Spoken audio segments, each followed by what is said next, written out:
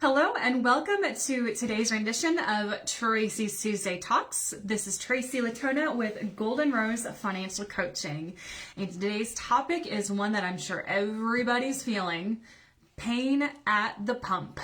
I remember hearing that same catch line when I was a kid growing up after the 9/11 attacks. I remember feeling it myself as a senior in high school, spending $40 a week to fill up my old Chevy Cavalier, driving to and from high school.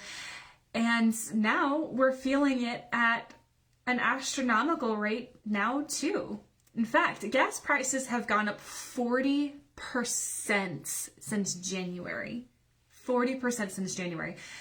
And we can go into a couple of different factors, such as the pipelines being shut down, not allowed to drill on federal lands anymore, which, reduces the amount of oil that we're allowed to get, having to outsource to other countries, including Russia, to get oil. And then this whole thing with Russia invading Ukraine and the sanctions, it's just blown up and completely unbalanced the supply and demand. So when there is more demand than there is supply, naturally, gas prices shoot through the roof. Where I'm at in southern Indiana, our closest gas station is $4.25. About a week ago, less than a week ago, like 3 days ago, it was $3.75. And I was thinking, I gotta do something different. So that is what today's Tracy's Tuesday Talks is about, is combating gas prices. Now, looking back on last week's Tuesday Talks of controlling your controllables and realizing the only things that we can control are our actions, reactions, and mindsets, there's not a blessed thing that we can do about these gas prices. There isn't. But what we can do is control our controllables and how we respond to what's going on. Instead of reacting and getting frustrated and angry and just not doing anything about it, let's create a plan to respond to what's going on with these ridiculous gas prices. So some of these tips you might already know, but it's good to recap, and some of them I hope will add new tools to your tool belt when it comes to saving money at the pump. So clearly the first one is carpooling. If you have a coworker that lives close by, or a church member that lives close by, somebody that you know who lives close by, who is going to the same activity or job or whatever that you are, pay them $10 a week to pick you up and take you to work, or vice versa. Say, hey, let's go ahead and carpool. If you can donate a little bit of gas money to help out, that would be awesome. Not only would you be making or saving money, you would also be helping other people make and save money too through carpooling. Another thing would be taking a look at some apps such as Gas Buddy. Gas Buddy is a cool app that shows you what the gas prices are for the gas stations in your area. There's even an upgraded version to where you can connect Gas Buddy to your checking accounts, and it saves you a couple of cents a gallon. I'm not sure exactly how much. I'm sure it's different per region, just by having it connected. And it works just like a debit card. You don't have to take out a credit card. It's another way to save some money at the pump. Another way would be reducing your driving. Duh. But here's the thing. Make a plan. Think about your week ahead of time. And create a plan. Okay, so I got to go to the grocery store. I've got to run this errand. I got to go pick up my kids from school. I've got to do XYZ. I got to take the dog to the vet. So make a list of what activities you've got to do for the week, and then see which ones you can shift on certain days to line up with days that you're already going to be out. So for example, if I'm doing something at the church, instead of doing it on a day where I don't have anything else going on, I'm just going to be like, okay, I'm going to line this church activity that I do to line up with this day that I have a standing appointment with this person, etc., etc.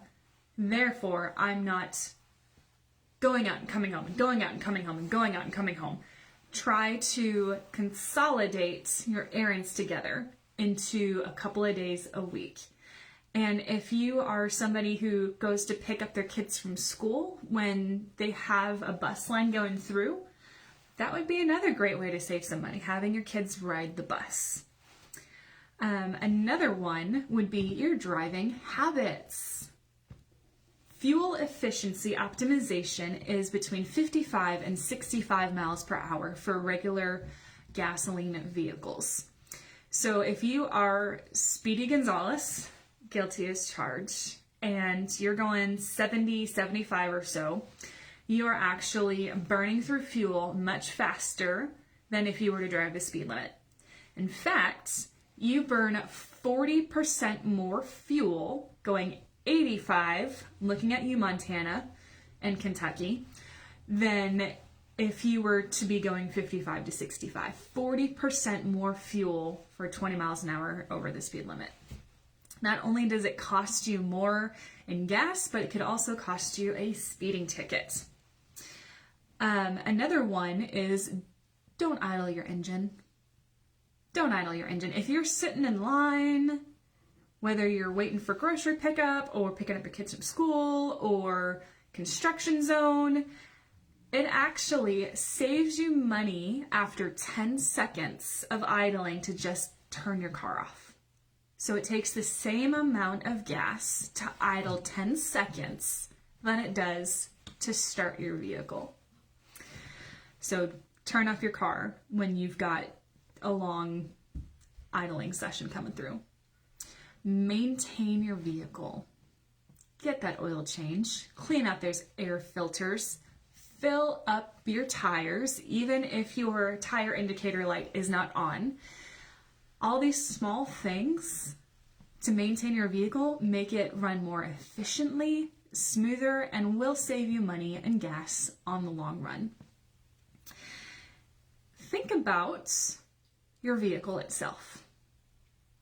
Does your vehicle serve the purpose that it was intended to? For example, do you have a large SUV with 1 or 2 kids? Or do you have a larger vehicle that really you don't need all that space? Think about if you would be able to use a different vehicle, a smaller vehicle, that would have the same impact, taking your kids from point A to point B, going to work, having a commuter car. And if you find that your vehicle is oversized for the job that it needs to do, now would be an excellent time to trade it in. Seriously, this is the first time in all of history where you can actually make money on a used car. It's crazy. I actually have a client, that's Banjo, by the way. Say hi, Banjo. I actually have a client who is in the process of cleaning up their SUV, their Suburban, and they're going to trade it in, pay off their loan, save over $500 a month on the car payment, and they're going to use that extra money to buy cash for a car that is more reasonable for them. What a great way to not only save on gas because you're using a smaller vehicle, but also on insurance, on maintenance, as well as the car payments. So some of these things are pretty practical. Some of them you might already know, but what else can you do? What about asking for a pay raise? Inflation has hit 7%, and the typical pay raise is between 1% and 3% to try to keep pace with typical inflation. Because we are in atypical times, why not ask your boss or your HR person for a raise?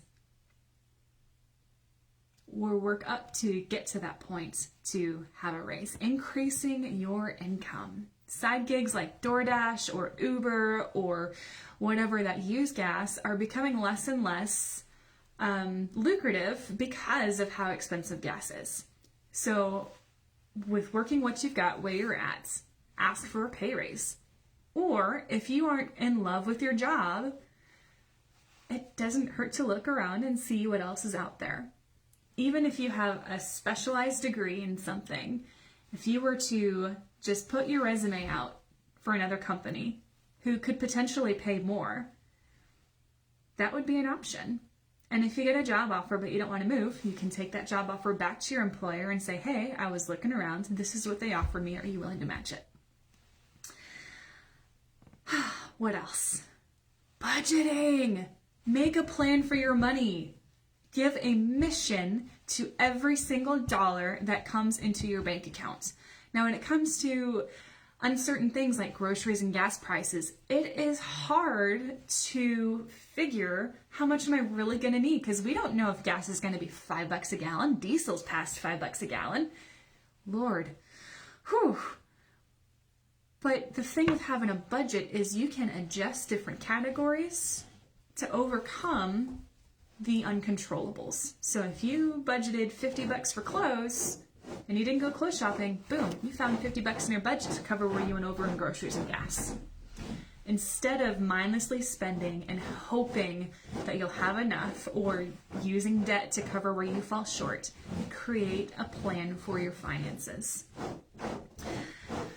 So with that, as a financial coach, I offer complimentary financial coaching sessions for the first conversation. If you would love to have somebody walk alongside of you and see places that you can tune up either on your budget or tune up on your plan for your finances, I would love to have a conversation with you. Shoot me a direct message or feel free to go to my business page and schedule through there. I do ask that if you found this video helpful and you learned something new, or if you just enjoyed my goofy basset hounds, please like and share this video. I would be honored to get the word out about Tracy's Tuesday Talks and Golden Rose Financial Coaching. Thank you so much, guys. Have a blessed day, stay safe, and reduce that pain at the pump.